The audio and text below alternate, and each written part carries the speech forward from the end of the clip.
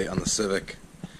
Since the last video I got everything done that I needed to get done. So that is, the new injector clips came in. The other 4 I had in here that came with my supercharger kit, 2 of them are bad. I had a misfire and I'd jiggle the harness and it would go away and then it would come back. Ordered 4 more, worked perfect. Got the intake air temp sensor bung welded in, sensor wired up. I made a new intake which puts it up here nice and sturdy away from the intercooler so it won't be banging against that, putting dents all over it. Got the filter on the valve cover, got the new catch can lines. They did run back over there and look all stupid and got melted by the exhaust, so got some new line, got some new fittings, made them shorter. Rinsed the catch can out since it was full of milkshake from the previous owner of the kit who blew a head gasket, so that was gross. Got the front lip on to hide the old intercooler mounts that I didn't feel like grinding off that are under there, so that kind of hides them.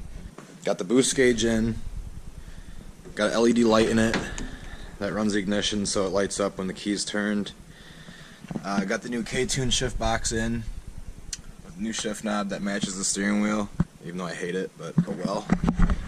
I got a volt gauge down there, which is, I found it in the garage. It's probably like a $2 gauge. It's super cheap, but it works, so why not? I got the passenger side harnesses in. I got the full 3-inch exhaust on with the MagnaFlow muffler. I don't know if you'll be able to see it or not. So a 3-inch muffler, 3-inch all the way back, straight pipe, there's no cat, there's no resonators, just header, 3-inch, and muffler. Just changed the oil yesterday. It is now 100% ready for the dyno. I'm just waiting. I was going to go yesterday, my day off, but the guy who tunes the car was busy, so I'm just kind of waiting to get the word on when I can head up that way and get it tuned. I did get word, though, so with this supercharger and my motor, the previous owner made 450 wheel horsepower on E85 stock K28-2, same thing I have. On this pulley, 105, I thought he made this with the 95, which is on it, but he made it with this. So the 95 should be like 18 psi of boost. This is like 12 to 14 or something like that. So this is going to make a little bit more than 450 in theory. It should make almost 500, which I don't want.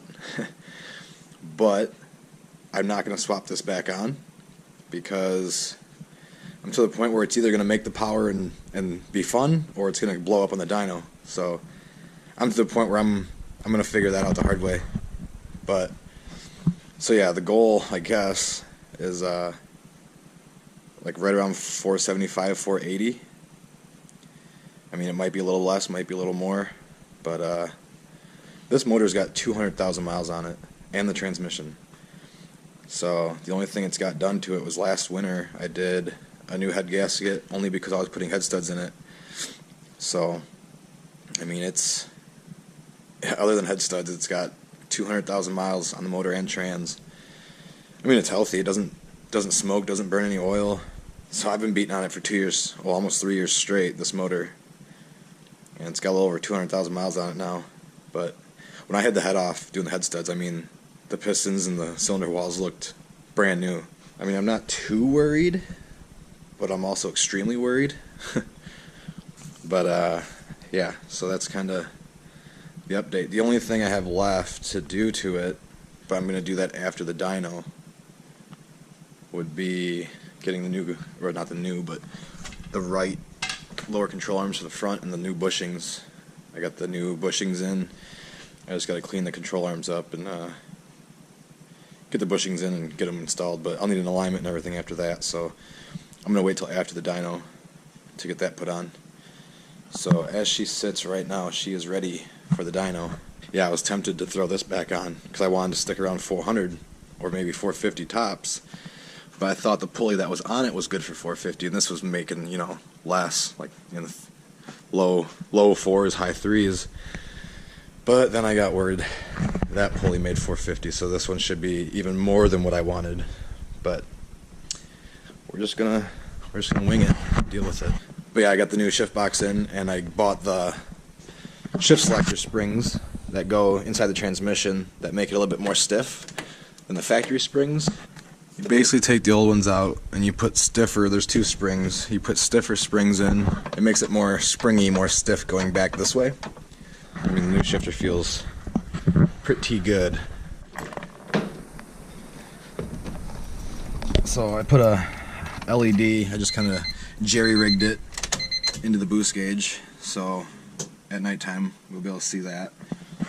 Got the volt gauge down there, you know, wideband here.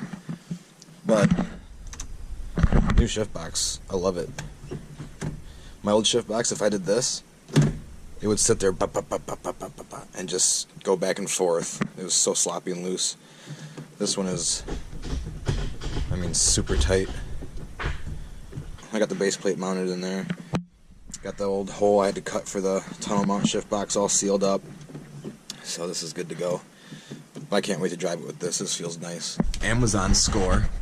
My stock mirror was it's sloppy, so like after you drove for 2 minutes it would just slowly turn itself down and you'd have to keep reaching up and adjusting it. Amazon sells this roll bar mount. It's 15 bucks. It's a 15-inch mirror. Bolts to the roll cage. I mean, it's super sturdy, so that's nice. I bought these LED headlights off Amazon for like 30 bucks, and they are amazing for 30 bucks. I mean, they are stupid bright at nighttime. So if you ever want to get LED headlights, Amazon's got them for 30 bucks, and they work pretty good. But yeah, other than that, finally got a knock sensor. It's all wired in, good to go. I never had a knock sensor on this motor. That's why I only revved it to like 8,300 instead of, you know, above 9. I got the K-tuned rotation plate for the idle air control, so it doesn't sit here and hit the radiator and the fan. Yeah, she's good to go. She's ready. I threw just a base map on it just to get it heat cycled a few times, check out the exhaust, get all the fluids bled, and idle's fine. Idle's really, really rich, and like, you know, low 11s, but I'm not going to drive it to the dyno. I'm just going to put it on a trailer and trailer it up there, because it's like a 45-minute drive. Because I'm expecting it to blow up or something to break, and I don't want to be stuck there calling somebody with a trailer and a truck. So I'm just going to dodge that whole situation and just trailer it up there. Yeah, everything fit good. Intercooler's in, bumper's finally on. It's finally on the ground for the first time, and I don't know, since early October, I think. But yeah, it's just a little update. So the checklist is finally done. But yeah, the next video will be this thing probably puking its rods out all over the dyno. And then me crying. I also swapped out the spark plugs, so we got some new ones.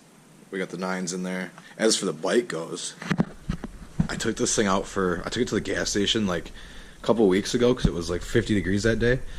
The key's still in it, actually. That's how much I've even looked at it or cared to do anything. So yeah, I haven't touched it in months, other than the one little ride I took to the gas station and back a couple weeks ago. So I had a lot of plans to 190 swap this and do a bunch of stuff to it this winter. But that was before the supercharger kit popped up, and I blew a bunch of money on that. So that's just chilling. I think I'm still going to put this front end back on it for next year, just because it's lighter, it turns a little bit sharper, and I'm just so used to this front end. That one's it just feels weird because I've had this front end on for so long. I just like it. That one looks better, but I think I'll save that front end for when I put together a different bike for like cruising. Something that looks good, but I don't go out and, you know, piss pound and do wheelies at 60 miles an hour and stuff like that. So all I need to do to put this one back on is obviously buy new brake pads because these are gone, and new headlight mounts because I broke this one when I was trying to fit them on the bigger forks, which did not work. So yeah, there's the huge update on the bike, which is absolutely nothing other than it's just sitting there with the key still in it collecting dust. I made myself a deal for this supercharger.